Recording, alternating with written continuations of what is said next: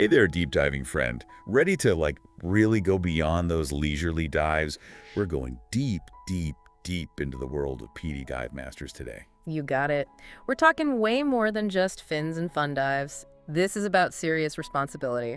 We're diving into the nitty-gritty of those training guides. Okay, so we've got these instructor guides, right, for both dive master and junior dive master courses. And wow, the requirements, intense is an understatement. It's a whole different ballgame from recreational diving. It's about leadership, understanding every little thing that makes a dive safe and fun. It's a big responsibility. It's like they're training human early warning systems. Did you know there's a whole evaluation on how well candidates can actually predict problems, not just deal with them after they happen? Exactly. And that takes a deep understanding of everything. We're talking diving physics, physiology, even a little psychology thrown in there. The guide even mentions that noticing someone who's, maybe a little too excited for a dive can be just as important as spotting someone who's nervous. Whoa, I never thought about it like that. Someone who's too amped up could definitely make some rash decisions underwater. Right. It's all about risk management, making sure everyone has a fun and safe experience. It's a big deal. Okay, so let's talk about the training itself. Grueling swim tests, equipment exchanges in mid-water. Yeah. I mean, I get winded just thinking about it. Oh, it's no walk in the park, that's for sure. It's about knowing your body, how it reacts under pressure. There's this one skill, right, where they have to, get this, switch to their buddy's alternate air source at depth. Then, while they're down there, they have to take off their BCD, that's the buoyancy control device, and, replace it with a spare one, all while staying totally in control of the buoyancy. Why? Hold on. Seriously. Play. I would be a tangled mess of, straps and hoses and bubbles. That's why the training is so rigorous, They have to be able to not only do it themselves, but guide others through it calmly and effectively, even when things get a little, shall we say, exciting. And speaking of challenging, they also have to, get this, map out entire dive sites. I had no idea that was a dive master thing. It's not just doodling underwater, though. They're looking at the environment, right? Identifying potential hazards. Ultimately, it's about navigating and guiding others safely. So they're underwater cartographers. That's one way to put it. It's a lot to handle, especially when you remember they're often working with divers who are still building their confidence. Right. So it's not enough to just tick off skills on a list. They're judged on their attitude, their leadership, how they work with students. They need actual mentoring skills. Absolutely. A dive master can really make or break someone's experience.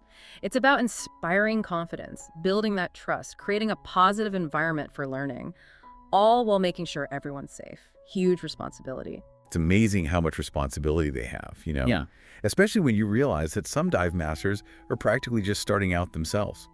Which reminds me, we have to talk about the Junior Dive Master program. It's so cool that even teenagers can get a head start on this whole thing. It's pretty remarkable, right? The Junior Dive Master program is all about planting those seeds of passion for diving and leadership early on. They get to work alongside those seasoned pros, soaking it all in. Yeah, it's like an underwater apprenticeship.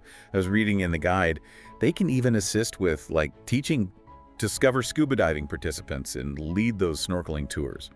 Real-world experience right there. Absolutely, and it shows a whole other level of dedication. These are young people who are really invested in the underwater world. It's not just a hobby for them. It's pretty inspiring, honestly, thinking about the future of the ocean, not just college applications or whatever. But, okay, I'm curious. What happens after all that training, all those exams? What's a newly minted dive master actually do? That's where things get really exciting. That certification is like a golden ticket. It opens up a world of possibilities. Okay, so we're not just talking about looking cool with a dive slate anymore. Not at all. This is about shaping the future of diving, getting involved in conservation, even inspiring a whole new generation to love the ocean. The guide has some wild examples, let me tell you. Oh, yeah. Like what? Okay, picture this. Guiding dives in the Galapagos Islands, or how about assisting marine biologists, doing actual coral reef research? You can even become an instructor yourself. Okay, now that sounds like a dream job. But let's rewind for a second. Back to those dive master requirements. I was blown away by the emphasis on, anticipating and preventing problems. It's like they're training underwater detectives or something. It's true. They have to be so tuned in to their surroundings, to the people around them. There's this analogy in the guide. It's like a shepherd keeping a close eye on their flock. I love that. Okay, yeah. Always watching for any sign of trouble. Exactly. And they're trained to pick up on those subtle cues. a diver who's lagging behind, or maybe a piece of equipment that's not quite right. They have to address those things before they become big problems. So it's all about, like, prevention rather than just reaction. 100%. Like, there's this whole section about creating an emergency assistance plan they actually have to tailor it to each specific dive site. Can you believe that? Whoa, seriously. So they can't just have, like, a generic plan. Nope. They have to factor in everything. Currents, visibility, you name it. Oh, and the experience level of the divers they'll be with. That's intense. It's like those survival shows, where they teach you how to, like, find water in the desert or whatever. Yeah. They're giving dive masters those same skills, that same knowledge, but for the underwater world. Ah, I love that comparison. And get this, they're tested on 24 different dive skills. Right. Navigation, assisting an unresponsive diver, the whole 9 yards. Wait, 24 skills? That's wild. And I bet some of those underwater equipment swaps we talked about are way harder than they sound. Oh, you have no idea. Imagine doing everything you do on land, but underwater, and with, a million other things to think about. Speaking of things to think about, what about the actual certification process? Like, from start to finish, what does that look like? So it's a process, right?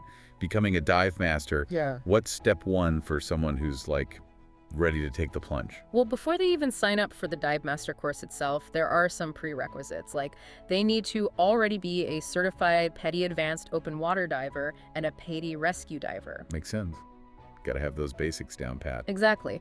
They also need a certain number of logged dives, at least 40 to even start. And of course, they have to meet the age and medical requirements, make sure they're fit for it all. Okay, so you've kicked all those boxes. What's next? Is it like underwater boot camp time? It's intense, that's for sure. We're talking knowledge development, practical assessments, the real deal. They're diving deep, pun intended, into dive theory, decompression theory. Hold on. Decompression theory. Refresh my memory on that. Oh, right. It's about understanding how nitrogen gets absorbed and released by our bodies when we're under pressure. Important stuff. Right. Nitrogen bubbles, bad news. Okay, got it. Exactly. Dive masters need to know this stuff, like the back of their hands, how to prevent problems, how to react if they happen. It's all part of keeping everyone safe. So how do they actually learn all this? Well, there's the PETI Dive Master Manual, good old-fashioned studying, or they can use PETI's e-learning platform, which I hear is a lot more interactive. Way more fun than my old textbooks, that's for sure. Right. And then there's the Dive Master Final Exam, the big one. This tests everything. Dive planning, equipment, emergencies, managing groups of divers. It's comprehensive. Okay, so you've aced your exams. You're basically a superhero at this point. What's the final test? What's it take to actually become a certified dive master? Knowing the stuff is one thing, but you gotta walk the walk too, right? Remember those 24 dive schools we talked about? They're tested on those, plus they're evaluated on how they handle real-life scenarios. Assisting with those, discover scuba diving programs, leading snorkeling tours, and even dealing with simulated emergencies. So they're putting all that knowledge into action. Exactly. And the instructors are watching everything.